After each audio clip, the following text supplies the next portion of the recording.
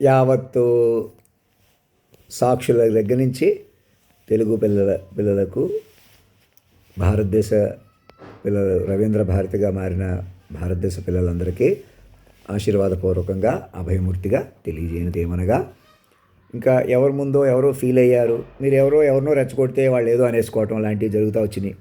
ఎంతోమందిని ఒకలా ప్రేరేపించి ముందు వాళ్ళు రాంగ్లో పెట్టి వాళ్ళు తప్పు అయిపోయేలాగా రాంగ్ అడ్వాంటేజ్ తీసుకునేటువంటి చెలగాటం అంతా మిషన్ల వల్ల జరిగింది. అంటే అది ఇంకా మనుషుల కొద్దీ నడుపుదాం అని, ఇంకా మనిషి సంవత్సరం దాటింది కాదు, ఏ క్షణం నాకు ఈమెయిల్ పంపుతారో ఆ క్షణం నుంచి మీరు నూతన యుగంలోకి వచ్చేసినట్టే. దివ్యరాజ్యంలోకి పోయింది. ఎంఆర్ఓ ఆఫీసులో ఆస్తులు, ఇంటి పేర్లు కూడా, ఆస్తులన్నీ కూడా డేటాబేస్ మార్చుకోండి. నేననేవాళ్ళు భూమి మీద పనికిరారు. ఇంకా మేము భార్యాభర్తలుగా ఉంటాం, ఇంకా ప్రేయసి ప్రేమికుడిగా ఉంటాం, ఎవరూ ఉండలేరు. విశ్వ తల్లిదండ్రుల ఆధీనంలోకి వచ్చారు ఇప్పుడు మీరు. వాళ్ళే రాధాకృష్ణుడు, ఆయనే రుక్మిణి, రాధా రుక్మిణి. తల్లి తండ్రి, బేసిక్గా తల్లి తండ్రి మాటకే నడిపిన మహిమలు, శక్తులు, దేవుళ్ళు, దేవతలు, రకరకాల విద్యలు, ప్రాంతాలు, కులాలు, ఇవన్నీ అజ్ఞానం. విద్య మనకు అర్థం కాని దైవత్వం, విధి విలాపం ఏమవుతుందో తెలియదు. భక్తి శక్తికి సంబంధం, రకరకాల మతాలు, కులాలు, విశ్వాసాలు, కన్ఫ్యూజన్స్, వేరియేషన్స్. ఈ లోపల ఆయుష్లే తీరిపోయి అటు ఇటు కుదరలేకపోవడం నుంచి అధిగమించి ఈసారి మైండ్లకే బతకగలిగిన మైండ్లే బతకొచ్చు. మాట మాత్రంగా సర్వం నడిపిన వారిని పట్టుకుని సూక్ష్మంగా తపస్సుగా జీవించటమే.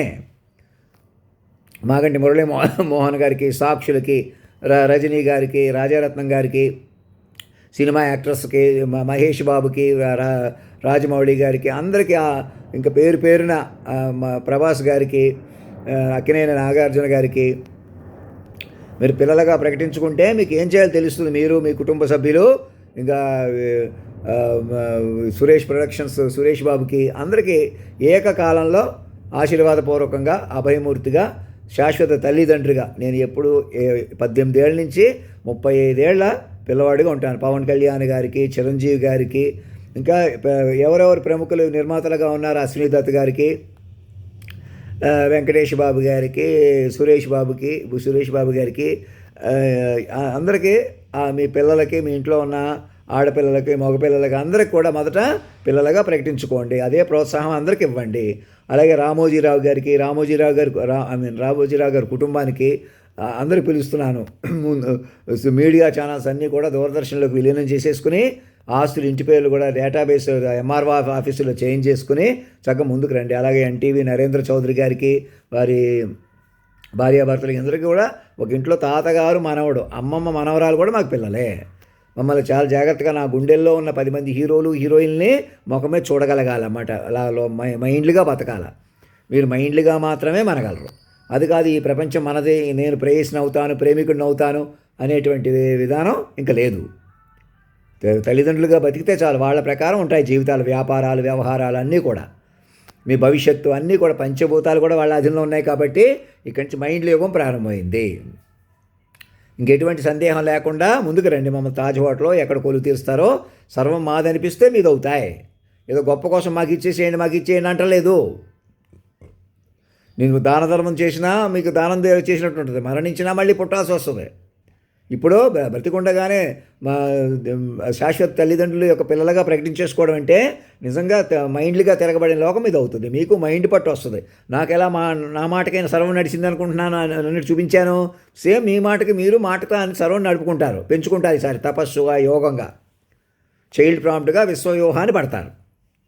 చక్కటి అద్భుతమైన వ్యూహాన్ని కాలమే ఇచ్చినటువంటి పరిణామం. ఇంకా ఎవరి ముందో మీరు ఎదవలైపోయారు.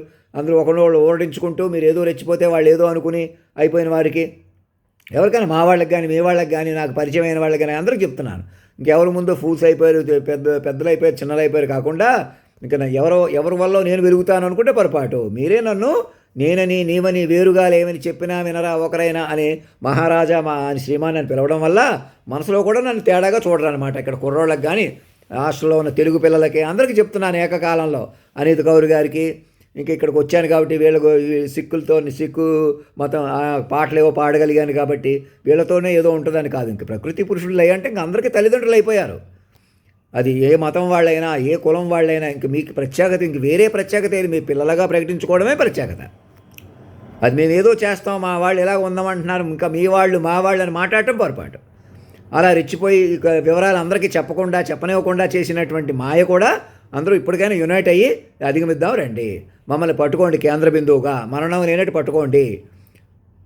కాళ్ళు బెనికిపోయి పడిపోయిన మోకాలు బెనికినట్టు అయిపోయి పడిపోయినట్టు చూశారు, రైలు స్టేషన్లో పడిపోయాను, అయినా ఎవరు నా దగ్గరికి రాలేదు. అని మనిషి అంటే అంతే అనమాట. ఏమో నన్ను మనిషిగా నాకు ఆన్ చేస్తారు, అవమానిస్తారు, నేను ఎక్కడ ఉండిపోతాను, ఇంకెక్కడికో వెళ్తే నేను పెద్దోడిని అవుతాను, ఇక్కడ ఉంటే చిన్నోడిని అయిపోతాను. ఇది పక్కన ప్రపంచం వేరు, వెలుగుతున్న ప్రపంచం వేరు, చిన్నవాళ్ళ ప్రపంచం వేరు, అజ్ఞానప ప్రపంచం వేరు, మీరు మనిషేసి తొక్కేసే ప్రపంచం వేరు, ఎవరో వెలిగిపోయే ప్రపంచం వేరు అని అనుకుంటే పొరపాటు.